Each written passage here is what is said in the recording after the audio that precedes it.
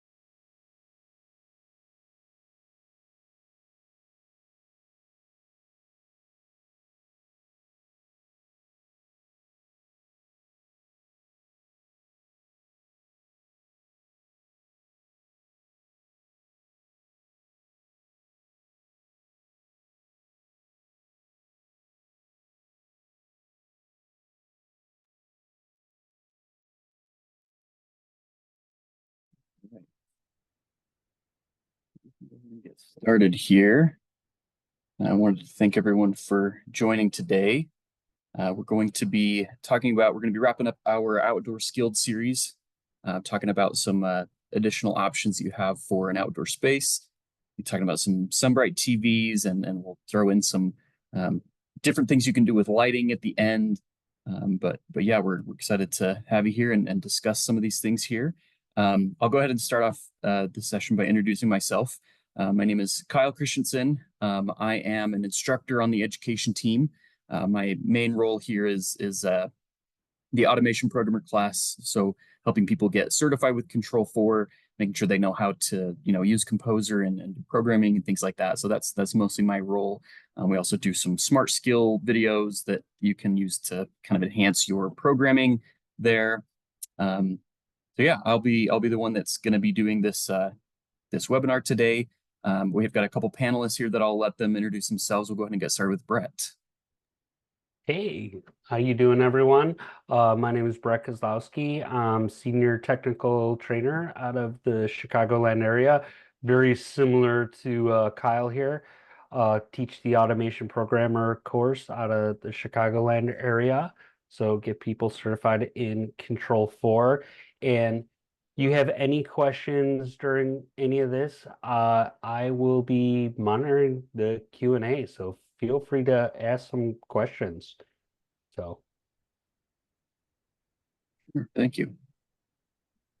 I'll wrap it up. I'm Cassie Worm-Kessel. I'm the product marketing manager for our video category and specifically our SunBrite brand. And I've been at the company for about a year now. And hope you guys can take some good information out of this. Take it away, Kyle. Perfect. All right. So what we're going to, we'll just introduce kind of what we're going to be discussing here today. So we're going to talk about how to make sure that you select the correct outdoor TV for your space. There's a couple different types that you'll have to make sure that you understand the difference between. We'll talk about how to provide different video solutions to your TV. And we'll talk a little bit about how to integrate that into your Control4 project. We'll also discuss a couple different options we have for playing your video audio through your outdoor audio zones, like we discussed in the previous sessions last week with the Radiance product. And then if we have some time at the end, we'll talk about some other options you can use to really enhance your outdoor space and add a lot more to that space there. So what I want to talk about first is, why would I need an outdoor TV? Why can't I just buy any other TV and take it outside and cover it with, if the weather's bad, and I've got an outdoor TV now. For starters, with that, most TVs, if you were to do it that way, take an indoor TV into an outdoor space, you're going to avoid that warranty immediately. That's no longer valid. As soon as you've installed it in an outdoor space, that's not what they were built for. On the other hand, that's what these TVs were built for. They were purpose built to be used outdoors, and that's what we'll talk about here. So the one thing we have is with these outdoor TVs is they're going to be higher brightness, and they've got anti-glare polarization. Make sure you can see that image on your TV. They are color tuned for outdoor use, makes it so that, those colors will look okay in a really bright space. They have an increased heat tolerance. So with your indoor TVs, you're looking anywhere between 40 to 95 degrees Fahrenheit, which is not a lot, especially in certain places in the country. But outdoor TVs have a range from -24 degrees to 122 degrees Fahrenheit. So much of a broader range there. With that range, if you're talking about those higher and lower ranges there, that's not ideal for extending the lifetime of that TV. So you want to not be in that 122 range, but it is capable of withstanding heats that are that high. So you don't want to keep it there, but they can handle that to a certain extent. So and then to kind of wrap that up there, we have on the back of the SunBrite TVs, they also have a waterproof media bay that you can store electronics in. It's large enough that you could mount a Roku player or a MOI receiver, or maybe even a couple or one of each. You could also throw in some HD-based T balance there in the back, but we'll talk a little more about that later. But yeah, so that's kind of your main reason why you're looking for an outdoor TV, if that's the space you're going to be utilizing. So, like I said, there's different types of TVs you can choose from with these outdoor TVs. And this is going to be a very important thing to make sure that you understand as you're looking to purchase one of these TVs here. So we have the first type we'll introduce is full shade. So this is going to be in a fully covered space with low ambient light. And this TV should not receive any direct sunlight on that screen. So that's going to be spaces that's generally covered. There, again, no direct sunlight. The other type we have is partial sun, which is going to be partially covered spaces. It's used for high ambient light areas. You still want to avoid that direct sunlight on the screen there. So this is going to be if you've got a brighter ambient light than your full shade areas. If you've got a fence around the backyard that's reflecting that light, or maybe if it's a restaurant or bar, outdoor patio area, if other buildings are reflecting that light on that screen, you're going to be looking at a partial sun. So still no direct sunlight, but you can be able to place that in a brighter ambient lighting area there.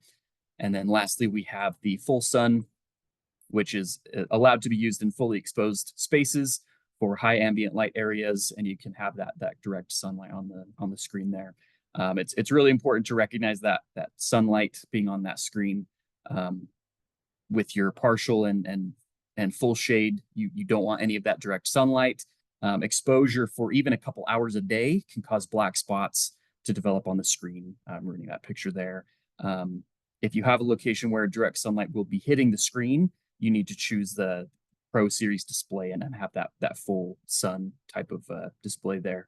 If it's improper installation, so if I'm installing either of those two, partial or full shade, that can void the warranty there if they're placed in a space with that direct sunlight. So you want to make sure that you're careful about which one you purchase. You can change the space to make sure that works.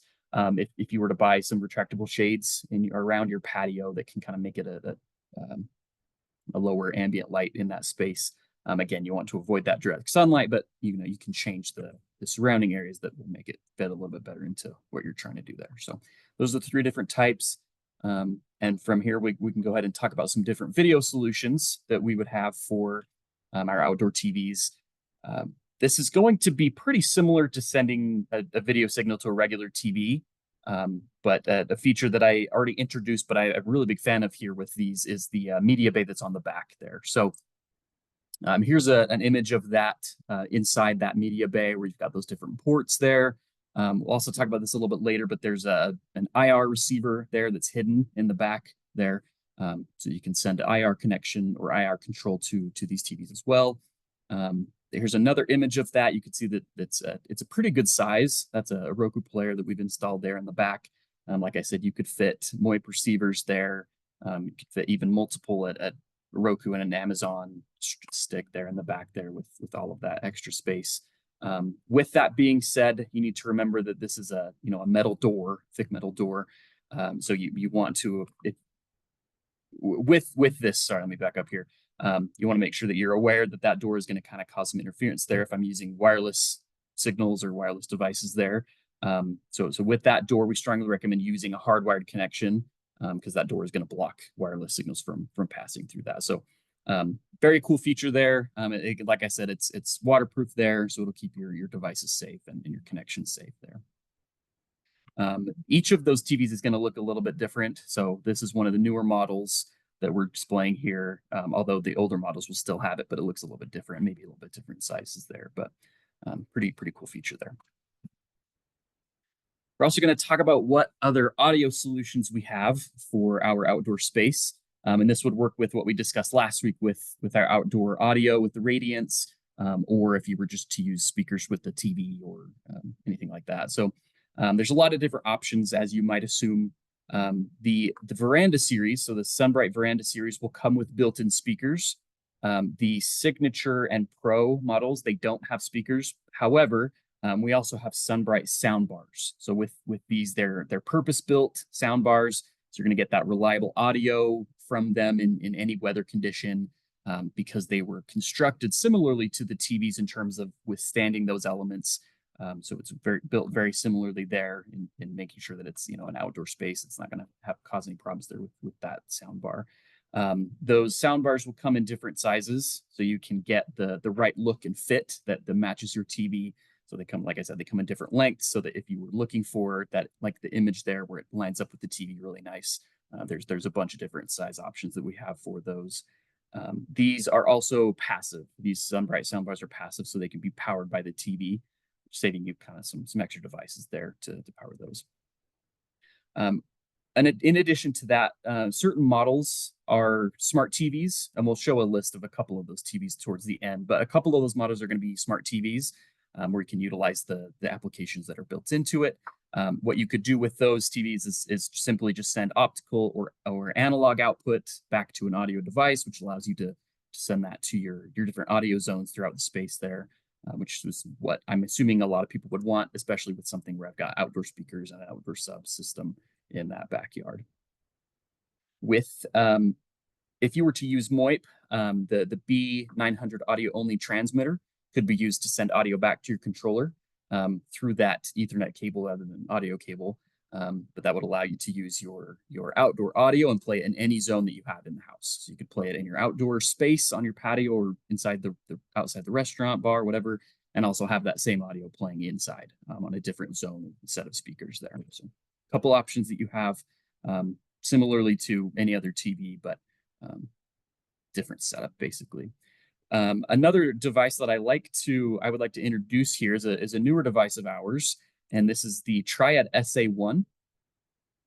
This is our ground up redesign of the Triad 1, if you're familiar with that. So this is going to be a streaming amplifier that has 200 watts per channel, and it would offer high resolution audio for a single 2.1 zone. This would be a really good option for an outdoor video audio setup. You have multiple options for sending audio to the SA1, either through digital audio coming from other audio devices or through the optical cable coming from the TV. So you have multiple options there.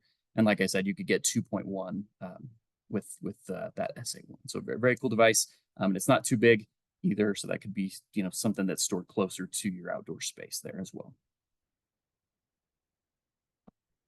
We'll talk about integration in Composer, and it's fairly simple. It's fairly straightforward because it's going to be similar to what you would have with your standard indoor TVs.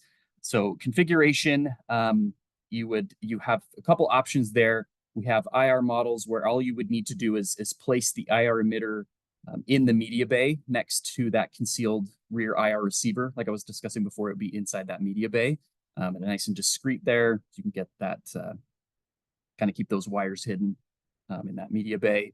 And then all you would need to do at that point is map the connection composer, map that IR connection to the TV itself, and you would have control to the TV. All of our models also have IP control, and they're SDDP capable. That would make it simple to add the driver and identify the TV to the project, basically all in one step, and be able to have that communication back and forth between that TV and your system. What you could also do in a, with it being in your Control4 system, if you are running HDMI to your TV, whether that's from your controller or some sort of NVR or maybe even a MOIP system, you could get a camera feed to the TV. So you would be able to, from your, whatever remote you're using or even a touch screen, you could send a camera feed to your TV so you can kind of check on what's going on. You could have a programming situation set up to where someone rings the doorbell, you get that feed to your TV, and you can decide whether or not you need to pretend to not be home at the time. So you'll be able to have that feed on your TV. Again, through HDMI, but that could be through MOIP as well. So, and then once you have that set up there, all you would need to do is map out your room endpoints. That way you can get your video to the right devices, your audio to the correct zones of audio there. And at that point, you pretty much should be done with that. So what we'll do is have a list of some of the TVs here and kind of compare the difference there between the different options that are there. You can see which ones are IP controlled, which ones are smart TVs, the sizing options that come there. So here's just a quick little snippet of a couple of those. This is not an all-inclusive list, but some of the newer devices out there. So I'll leave that up for a second. And that also is a good opportunity for us to kind of pause for a second to see if anyone has any questions. If you do, you can go ahead and throw them in the Q&A that should pop up at the bottom of your screen. Throw a question in the chat if you have any questions there. But I also want to see if there's anything from the panelists of anything else they want to add related to SunBrite at all. I don't see any questions, Kyle, and I'm not sure if you mentioned it, but you mentioned HD base T, and I'm not sure if you mentioned that some models actually have that built in, actually. They do, yes. I know I think it's the Signature and the Veranda series, I believe. They actually have HD base T built into that TV. So you actually wouldn't need a Balun for those TVs. I would double check to make sure that's the correct model. But yes, it is built in for those. But even those models that aren't, you have plenty of space in that media bay to store even a couple Baluns there for that. Did you have anything you wanted to add to that, Cassie, at all? Just one thing for our attendees, we are currently having a SunBrite sale on our Veranda 3 55-inch model. I can paste the details in the chat, which will take you to the direct shopping link, but it is until June 16th. Perfect. Good timing. Okay. We can go ahead and continue. Again, if you have questions, go ahead and throw them in that Q&A there, and we'll make sure we get those addressed. But with that, we're gonna so that kind of wraps it up on the SunBrite conversation there. But I want to talk about a couple other things that you can use to kind of enhance your outdoor space there, mostly centered around lighting. But there's a lot of things you could do with some of these different agents that we're going to talk about. I'm assuming that a lot of you have heard of these or maybe even used them. But we're going to go over a couple of them that I really think would be good for adding to a project here. So through Composer, you could use the scheduler agent, and that would allow you to create a scheduled event for certain things to trigger. So you could have simply just having lights turn on and off at certain times. You could have the lights turn on at sunset around your backdoor space along the path, and maybe even the pool has lights, and the waterfall, you could just have those lights turn on at sunset, have them turn back off when your family's gone to bed, and you don't have to worry about manually turning those on or off. So it's as simple as that, but you could also have it do things like creating a lighting scene to have your lights do certain things at certain times. You could have the waterfall automatically turn on, and you could have the pool cover automatically open, things like that through that scheduler agent. So a lot of things you can do with that to have it automatically happen. I think that's really, really nice to have in an outdoor space. That way neighbors and other people can kind of experience that there. We also have the color agent, which allows you to, when you have color capable lighting devices, you can customize the colors that those will display. And we'll talk about that one a little bit as well. And then lastly, we'll have the advanced lighting agent, which can really kind of bring those two together and into having your lights do really cool setup there. There's other agents, but I think those are some of the more important ones, I think, for an outdoor space. So let me go ahead and pull up Composer here, where I'm going to go ahead and go to the agents section here. That's where all of these will be found. And what we started off with was scheduler, and that's pretty straightforward on how to use that there. So I would go to my agents, pull up scheduler here, and this is where I would create the event and choose when that's going to happen. Later on, I could program what that will do. So as you can see, I have here this outdoor lights on. So I created that scenario when I want those lights to automatically come on. I would, again, like I said, I have to program what that does, but that's my scene. It's going to be 15 minutes before sunrise or sunset. But what we'll do is we'll create another one here. So I'm going to go ahead and add another scheduled event. This one is going to be outside lights off. You can choose, there's options here. So what I did with the first one that we did earlier today is sunset, sunrise. So with this, I can choose whether that's at sunset, sunrise, or before or after. You can choose the amount of time. So I think we did sunset. We did before sunset, 15 minutes before, or you can choose time there. But what we're going to do is have it turn off at a specific time. So it'll turn on around sunset. And then I want those to automatically turn off once the family has most likely gone to bed. And I think we can just say 11 p.m. is a good time for that. And 11 o'clock p.m. for those lights to turn off. The next section you have is when you want that to start. So when is this going to start turning on those lights? I want that to start today, or I can schedule that out to happen during a certain time. So I could have it happen around the holidays. I can have it change to red and green for Christmas or whatever, have it change to red and pink during Valentine's Day, things like that. You can schedule those out for those to start happening automatically. You don't have to go in and I'll just leave that to start today. You can choose whether or not that repeats and how often that repeats. So you have daily, you can choose how many days, same with monthly, same with yearly. You could also do weekly, where I could have the option to choose from weekdays or weekends for that to happen there. I'll leave this here at daily, and then you can choose when that stops. So again, if you choose one for the holidays, you can have it stop after the new year or whatever. So that's how you can basically use your scheduler agent there. Once I click OK, then I can see the two events that I created. One of them is going to turn on the lights. The other is going to turn them off automatically. I, as the customer, don't have to do anything else with that. And then all I would have to do to set that up is go to programming, go to my agents, which are going to be found at the very bottom. Click on scheduler. And then from here, I have those options here. So I can say outdoor lights on. I want these certain lights to turn on. I maybe want this other thing to turn off. I can schedule anything out there with that and then do the same outdoor lights off, go to those same devices and have them all turn off. I could even have it, some sort of, they all fade out instead of just turning off. So there's a lot of things you can do with that scheduler agent there.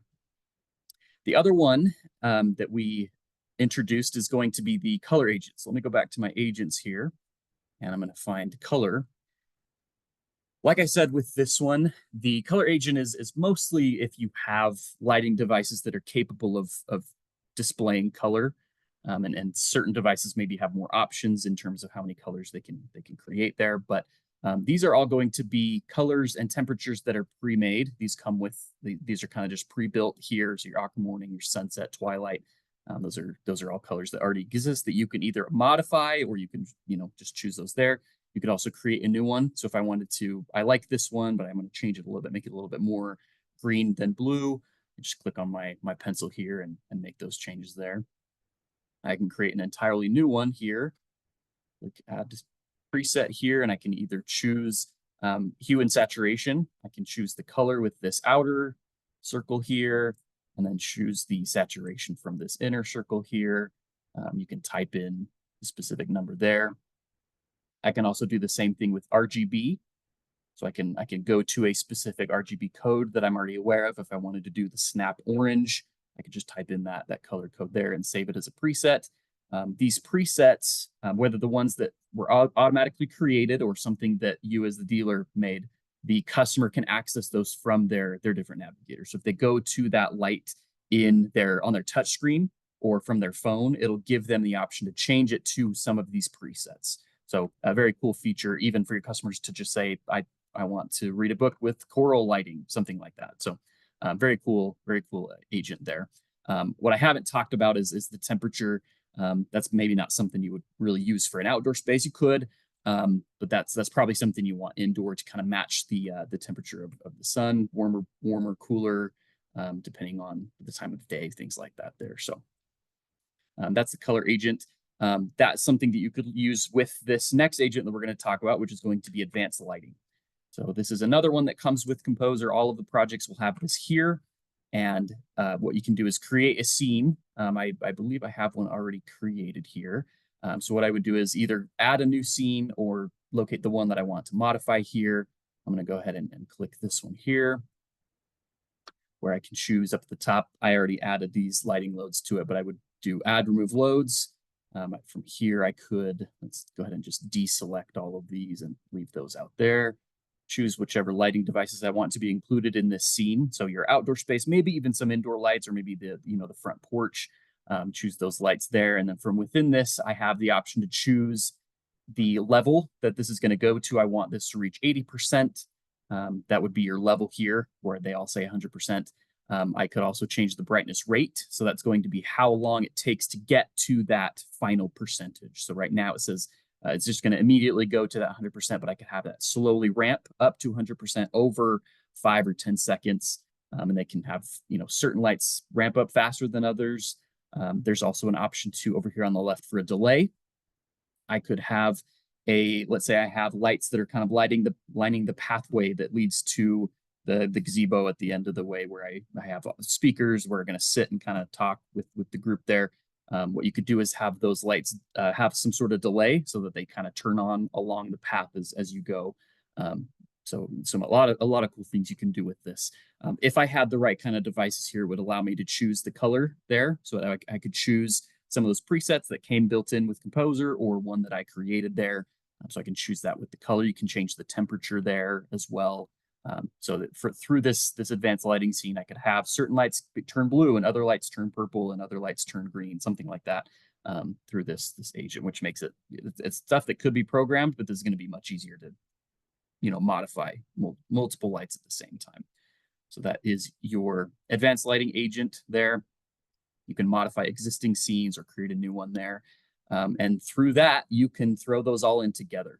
So what I could do with this is go to programming and say, when the scheduler event that we created, when outside lights on executes, I'm going to have that trigger my advanced lighting scene that I just created. So I would go down to my agents again, find advanced lighting, locate the one that I created, and have it so that when the scheduled event outdoor lights on executes, it's going to activate that scene. And within that scene, I have certain lights going to preset colors and other colors that I've manually created there. So that's how you could have that perform that way automatically and have it always execute.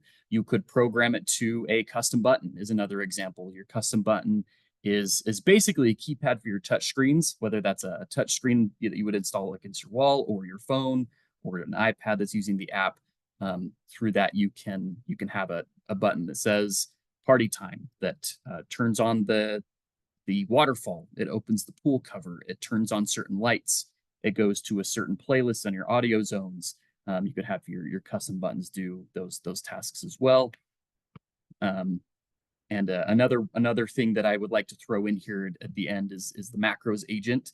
If there's going to be, I've got a couple things that I want this to accomplish. It's going to do certain lighting. It's going to do certain stuff with the pool and the fireplace and the fountain and things like that. Through the macros, you could tie that to multiple things. So this keypad over here will activate party time.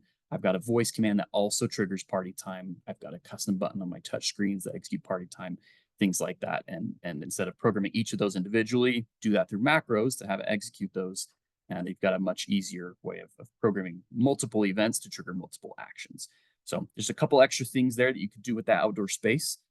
There's a lot of cool things you can do with those, even just those couple agents that we talked about that you may or may not have been aware of. So what we'll do now is turn the time over for any last questions that we have. So if you have any questions, go ahead and throw them in the Q&A.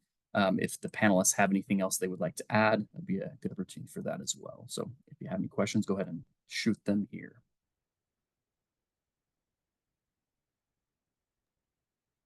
Yeah, I'm not seeing any questions, Kyle. I think you were pretty thorough there. So we'll give it a second, see if someone's got something they want to ask.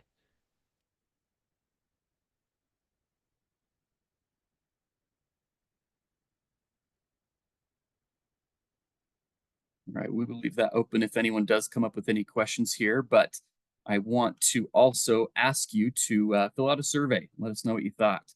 So we have a QR code here. If you want to scan that with your phone, that'll take you to our survey.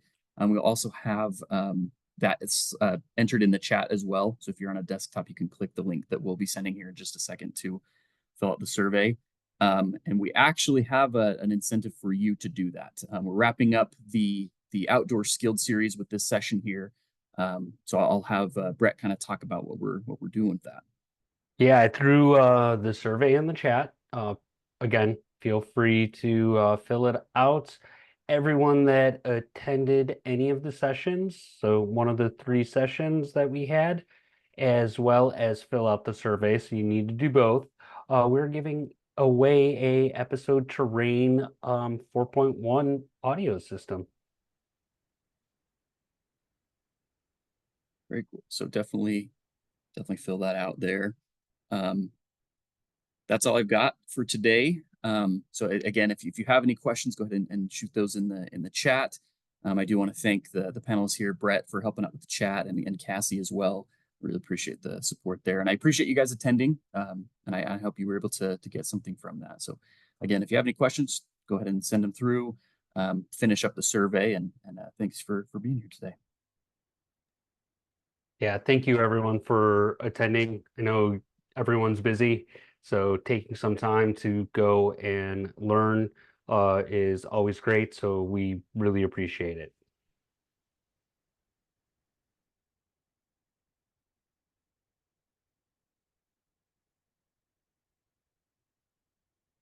All right, so it looks like we'll be giving you some time back here. But again, thanks everyone for being here today. We appreciate it. Hope you have a good rest of your day.